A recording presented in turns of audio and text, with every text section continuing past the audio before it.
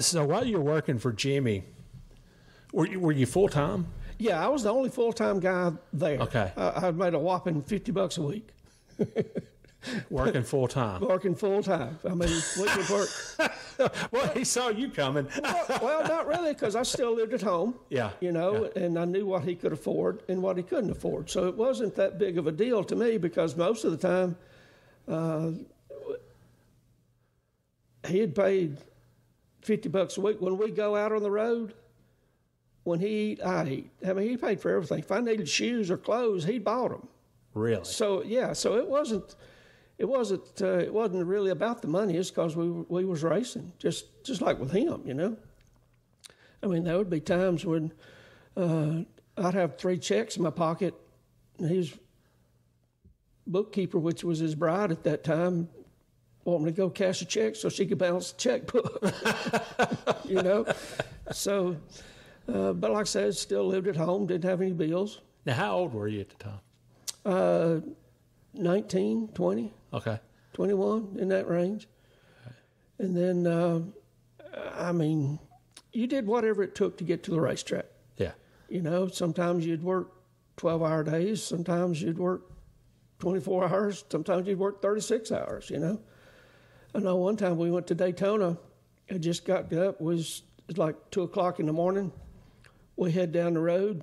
We could only drive about 15 minutes apiece before we'd fall asleep. Then we'd just swap back and forth on our way to Daytona in February, So you just did whatever you had to do to get to the racetrack. What kept Jimmy going? Jimmy. Yeah. Jimmy did. Yeah. I mean, of course, he raced off the purse. And then back in those days, we had one sponsor. It was called Mr. Transmission. He was a local transmission place. But other than that, is whatever we made is what went back into the shop, to the cars. Was there ever a point where you got the sense that maybe he was about to pitch in the towel? No. Really? No, not really. That's what he wanted to do. So he just made it happen, we just like we was coming back from Pocono one time, and the truck blew up.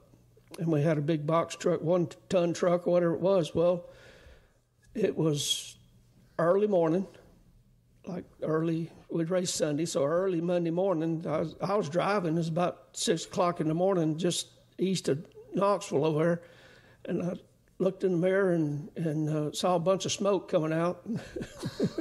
So I'm thinking, well, if it doesn't blow the tires, and I pull over, and the motor just quit running. Just quit. Wow.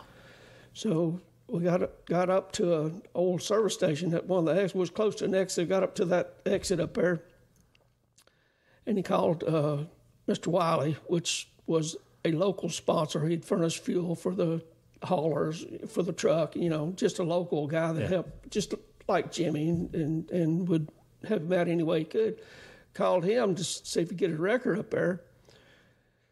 And when Mr. Wiley had something else going on that really paid the bill, so he didn't have time. So what we did, we took the motor out of the race car and put it in the truck. So when we did, and the motor really didn't run that good at Pocono, but it had made it. It made the race. So anyway, of course, you pull it out. You got to put an oil pump on it, because in those days we run a limited dry sump system, which means that our oil pan, we had to change oil pans and oil and system, everything, clutch, flywheel, all that kind of stuff. Put it in there, get going, and we were running like 30 miles an hour, towing the car again and all that kind of stuff. Running down the road, little old road there, before we got to the interstate, Jimmy's on the hood adjusting the timing, turning the distributor, adjust the timing while I'm driving, going up the rail trying to get it going. So anyway, we get going. And so how are you driving it with the hood up? Well, I'm looking out the window. I'm kind of doing like this. And he's just the time we got the best it would run, so we take off, headed for home. And, of course, then we're running maybe 35, 40 miles an hour. I mean... All the way to Alabama. All the way to Alabama. And we'd go down through Knoxville and get down through Chattanooga and finally got on South Pittsburgh's Highway 72 there, headed to Huntsville. And it was about dark then.